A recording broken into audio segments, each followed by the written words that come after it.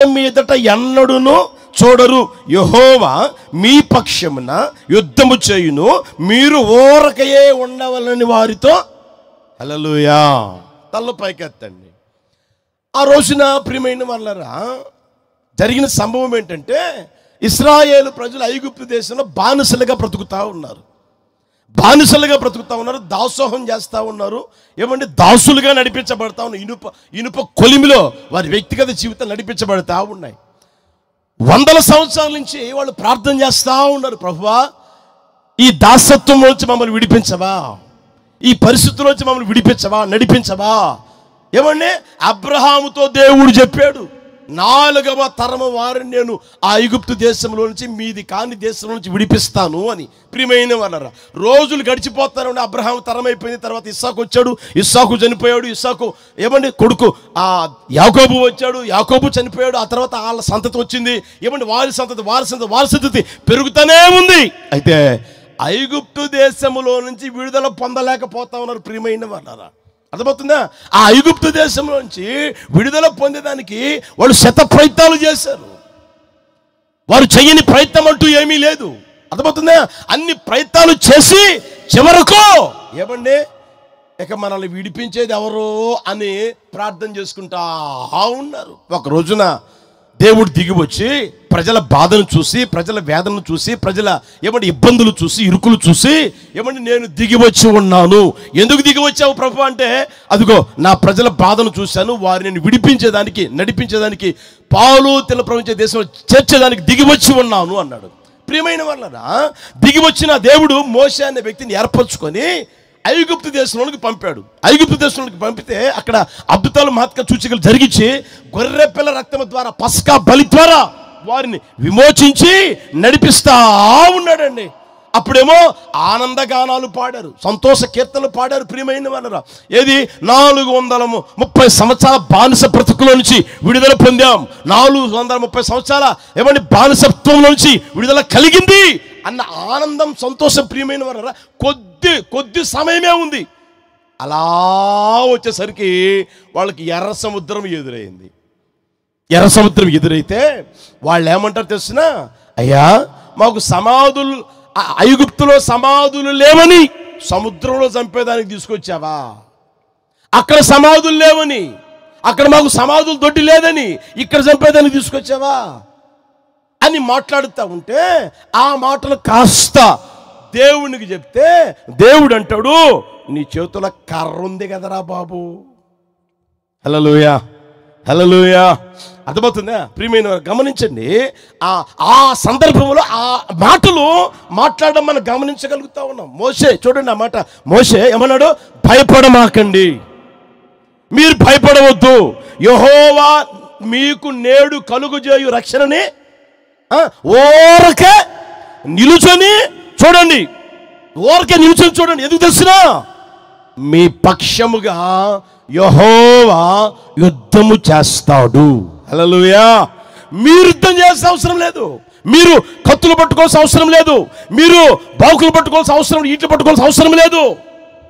దేవుడు మీ పక్షంగా యుద్ధం చేస్తాడు, దేవుడు మీ పక్షంగా యుద్ధం చేస్తాడు అని ప్రియమైన వాళ్ళరా చెప్పిన ఆ మాటను మనం గమనించగలగాలి.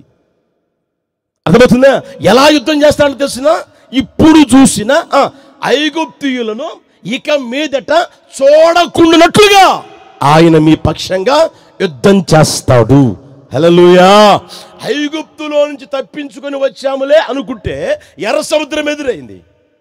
ఎర్ర సముద్రం నుంచి తప్పించే మహానుభావుడు ఎవడు కనిపించడంలే. అర్థమవుతుందా?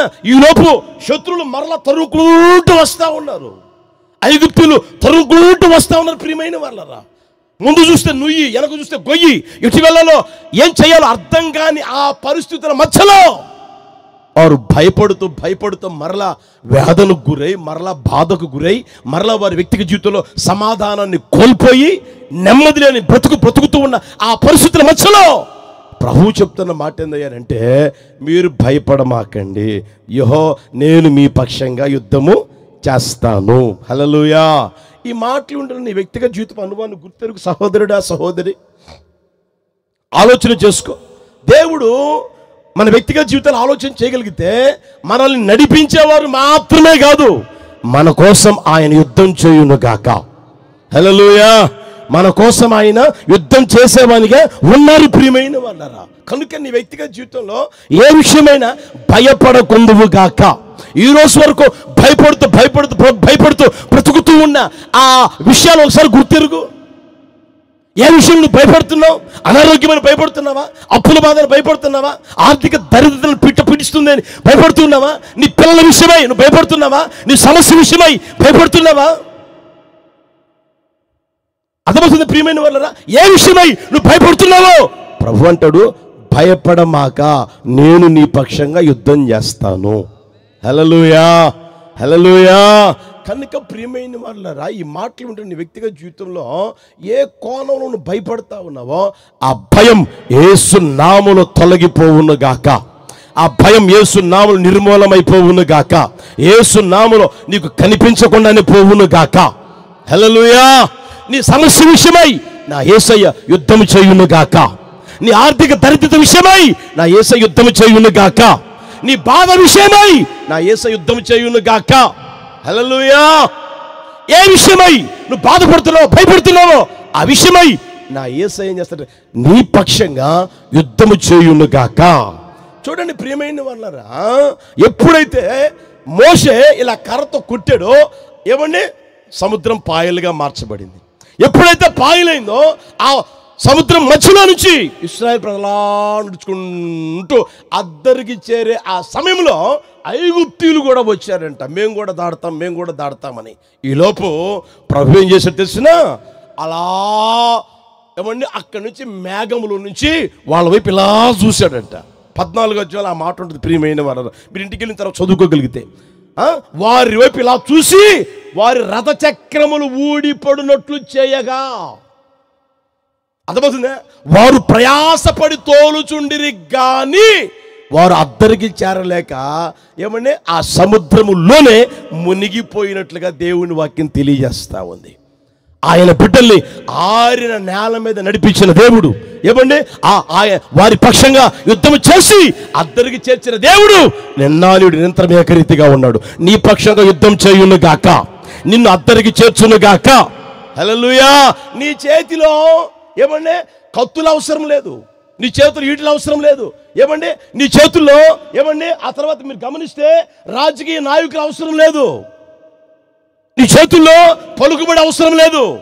నీ చేతుల్లో ఏది అవసరం లేదు. ఓరకే నిలబడు చూడంతే, ఓరకే నిలబడు చూడు. హల్లెలూయా. భయపడకుండా యేసయ్య చేసే కార్యాన్ని ఓరకే నిలబడు చూడు. నా దేవుడు ఆశ్చర్యమైన కార్యము చేయును గాక. హల్లెలూయా, హల్లెలూయా. దాన్ని నీ జీవితంలో గుర్తెరగాలని నా ప్రభు కోరుకుంటూ ఈ మాటలు తెలియజేస్తా ఉన్నాడు. ఈ మొదటి రాత్రి ఈ సభలో పాలు పొందిన నీ వ్యక్తిగత జీవితంలో ఏమన్నా ఆయన చెయ్యాలి అని ఖచ్చితంగా నిశ్చయముగా కోరుకున్న కోరిక ఈరోజు తెలియజేస్తా ఉన్నాడు. నీ జీవితంలో ఆశ్చర్యమైన కార్యము చేయును గాక. మీరు ఇంకా గమనిస్తే యెహోషాపాతు అనే రాజు రాజ్యాన్ని పరిపాలన చేస్తూ ఉన్నాడు. చేస్తున్న రోజుల్లో శత్రువులు వచ్చారు ఆయన మీదకి. ఒక దేశం కాదు, 2 దేశాల 3 దేశాల సైన్యం వచ్చింది. శత్రులు 3 దేశాల సైన్యం ప్రియమైన వాళ్ళరా. అది రాజుగారికి తెలిసి రాజుగారు ఏం చేశారయ్య అంటే ఉపవాస ప్రార్థన ఏర్పరిచి ఎప్పుడు అందరూ కలిసి ప్రార్థన చేస్తూ ఉన్నారు. అయ్యా, ఈ దేశం మాకై మేము సంపాదించుకున్నది కాదు, మాకు వచ్చింది కూడా కాదు. మా పితరులందరూ ఐగుప్తులో బానిసలుగా ఉంటే నీవే వారిని విడిపించి నడిపించి తీసుకొని వచ్చి పాలు తెలు ప్రవహించే ఈ దేశం వారికి ఇచ్చి వారికి స్వాస్థ్యంగా దయచేసావయ్యా. ఈ దేశం నీవు మాకు స్వాస్థ్యంగా ఇచ్చింది.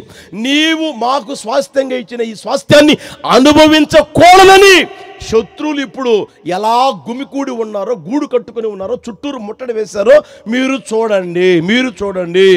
ఏమి చేయుటకు మాకు దిక్కు తోచడం లేదు, మాకు శక్తి లేదు, మాకు బలం లేదు అని ప్రభు సన్నిధిలో చిన్న ప్రార్థన చేస్తే ప్రభు ఏమంటాడు తెలిసిన ప్రియమైన వాళ్ళరా. మీరు చూడండి 15వ వచనం చూడండి. దినవృత్తాంతంలో 2వ పుస్తకం 20వ అధ్యాయం 15వ వచనం. యూదావారులారా, యెరూషలేము కాపురస్తులారా, యెహోషాపాతు రాజా, మీరందరూ ఆలకించండి. యెహోవా సెలవిచ్చినదేమనగా, ఈ గొప్ప సైన్యమునికి మీరు భయపడమాకండి, జడియకుడి, ఈ యుద్ధము మీరు కాదు. ఎవరంట? గట్టిగా చెప్పండి ఆ మాట. అంటే మన దేవుడు ఎవరు ఇప్పుడు చెప్పండి? నీ పక్షంగా యుద్ధము జరిగించును గాక, నీ కుటుంబ పక్షంగా యుద్ధము చేయును గాక, నీ పిల్లల పక్షంగా యుద్ధము చేయును గాక. హల్లెలూయా. అర్థమవుతుందా? వాళ్ళేమో బాధపడతా ఉన్నారు, వాళ్ళేమో భయపడతా ఉన్నారు, వాళ్ళేమో దిగులు పడతా ఉన్నారు, వాళ్ళేమో కృషించిపోతా ఉన్నారు, కలవరాల మధ్యలో నడిపించబడతా ఉన్నారు. ఇప్పుడు మనల్ని కాపాడేవాడు ఎవరు? మన పక్షంగా యుద్ధం చేసేవారు ఎవరు? మనకు శక్తి లేదే, మనకు బలం లేదే. మన శక్తి ఎంత? వాళ్ళ సైన్యం చూడు, 3 దేశాల సైన్యం వచ్చింది, మన సైన్యం ఎంత ఉంది? వాళ్ళ మీదకి మనం యుద్ధానికి వెళ్ళగలమా? వెళితే జయించగలమా? వెళితే గెలవగలమా? ఈ సందేహాల మధ్యలో ప్రియమైన వాళ్ళరా ఉండి వారి వ్యక్తిగత జీవితంలో చిన్న ప్రార్థన చేస్తూ ఉంటే దేవుడు అంటాడు, ఈ యుద్ధం మీరు కాదు చేసేది. చెప్పండి, మీ దేవుడైన యెహోవాయే మీ పక్షంగా యుద్ధము జరిగించును. హల్లెలూయా. మీరేం చేయాలి అంటే ఊరికే బారులు తీరి నిలవబడండి. యుద్ధానికని వెళ్ళారు కదా, బారులు తీరి నిలవబడండి. మీరు చేయాల్సిన పని అది అని అంటే ప్రియమైన వాళ్ళరా, ఆ తర్వాత మీరు గమనిస్తే ఆ యెహోషాపాతు రాజు సైన్యం అంతటికి చెప్పాడు, ఆ రాజ్యంలో ప్రజలందరికీ తెలియజేశాడు, సైన్యంగా పోయిన వారికి కూడా తెలియజేశాడు. ఏమో తెలిసినా, మీరు యెహోవాని నమ్ముకోండి, మీ దేవుణ్ణి నమ్ముకోండి, మీరు కృతజ్ఞత కలిగే వారు ఉండండి, మీరు వెళ్ళండి, బారులు తీరి నిలవబడండి. ఏమండి?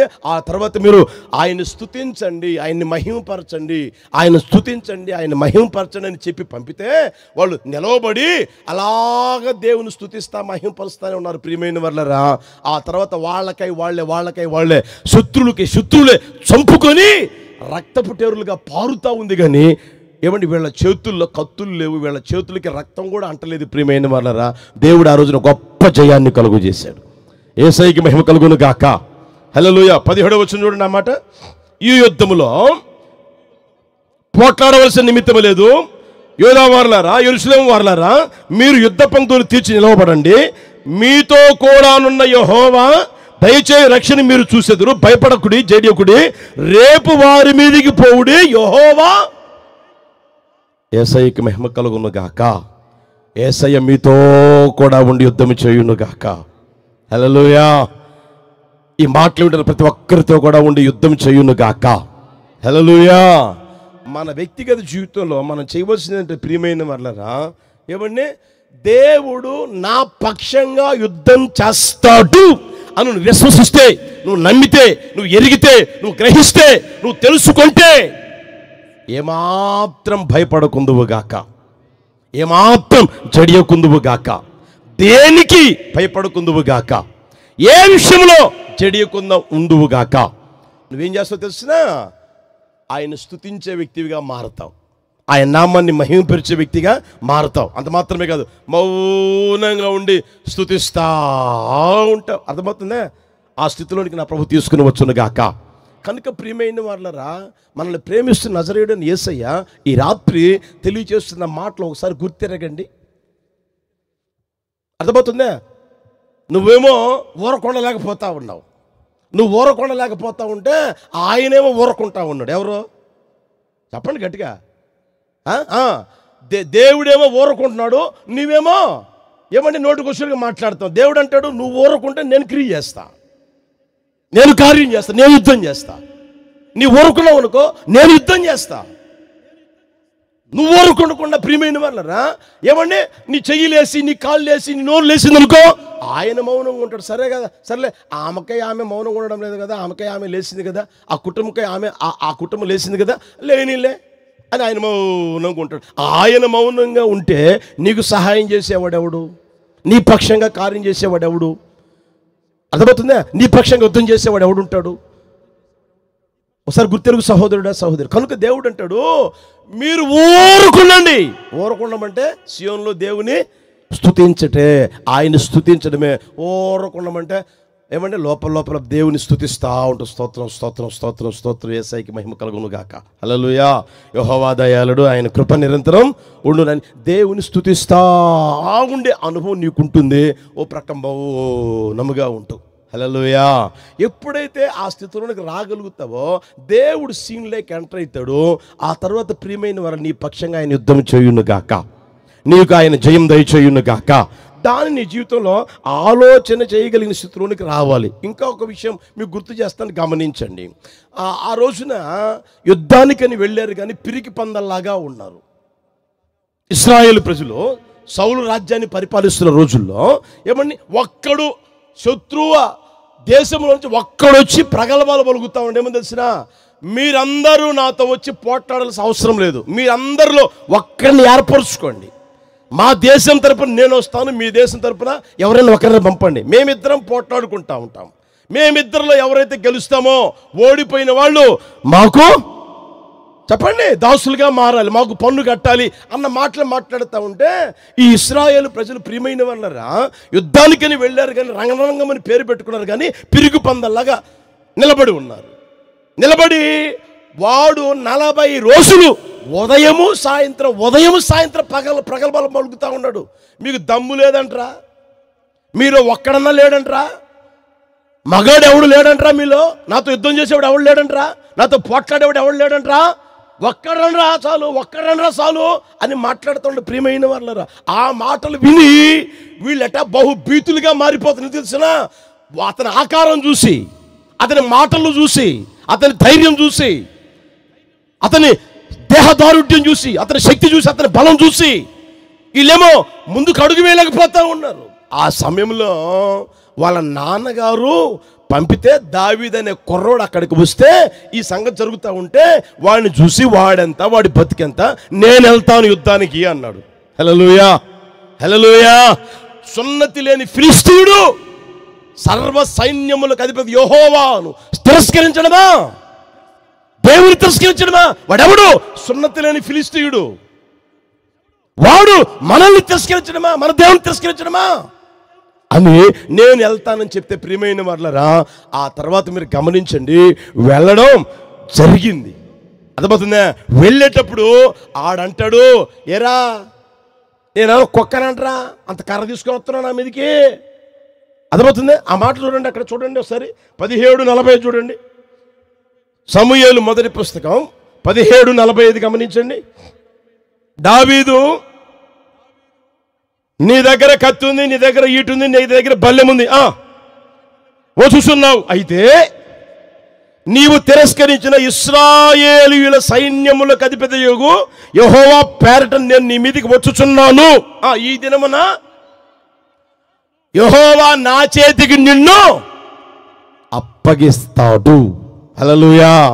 వాడంటాడు, నేనేమన్నా సచ్చిన కుక్కనంట, నేనేమన్నా కుక్కనంట నా మీదకి ఏమంటే కర్రతో వస్తాను యుద్ధానికి అని అంటే, నువ్వు సచ్చిన కుక్కవో కాదో నాకు తెలీదు, నువ్వు కుక్కవో లేకపోతే మనిషివో నాకు తెలీదు. అర్థమవుతుందా? నీ దగ్గర బల్లెం ఉంది, నీ దగ్గర కత్తి ఉంది, నీ దగ్గర ఈట ఉంది. అయితే నా దగ్గర బల్లెము లేదు, నా దగ్గర ఈట లేదు, నా దగ్గర కత్తి లేదు, ఏమీ లేదు.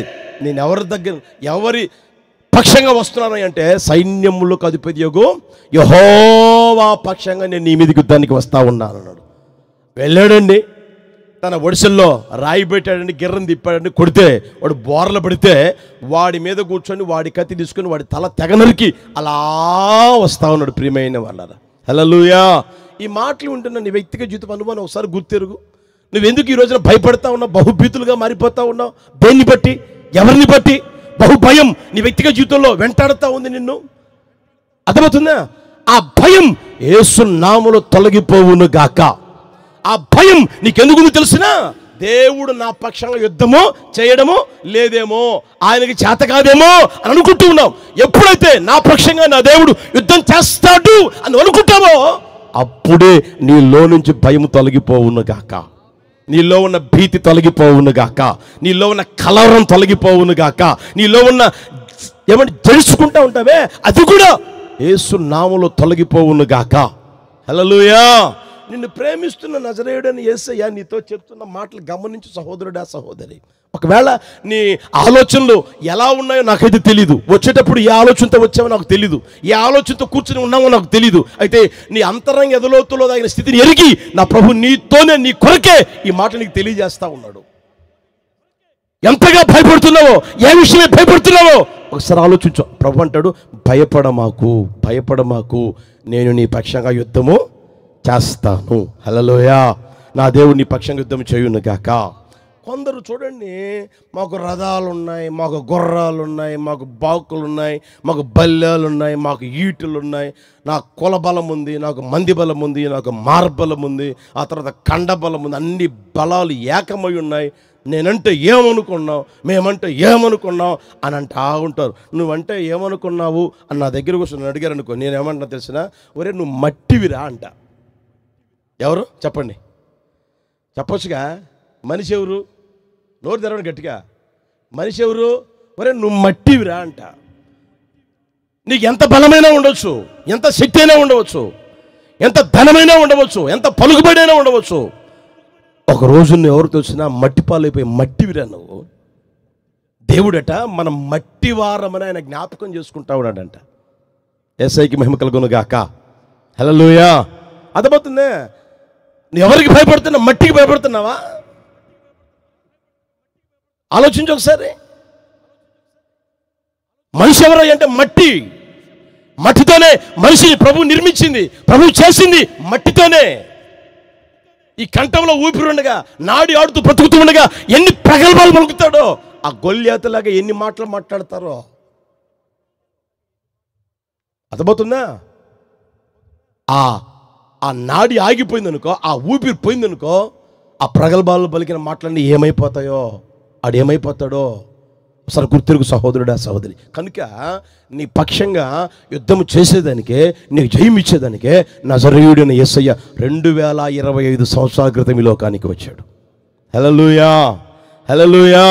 ఆయన నిందల పాలు, అవమానాలు పొంది, పిడుగుద్దులు తిని, ఆఖరి రక్తపుటను కార్చి, ఆయన రక్తంలో ఉన్న రక్షణ, ఆయన గాయంలో ఉన్న ఆరోగ్యం ఆయన నీకు దయచేయ కోరి, ప్రియమైన వాళ్ళరా, నువ్వు ఏ విషయమైతే భయపడుతున్నావో ఆ భయాందోళన మధ్యలోంచి ఒక గొప్ప విడుదల కలుగు చేసి నీ పక్షంగా నేను ఉన్నానని అభయహస్తం ఇస్తూ నీ వెన్ను తట్టి బలపరుస్తున్నాడు సహోదరుడా, సహోదరి.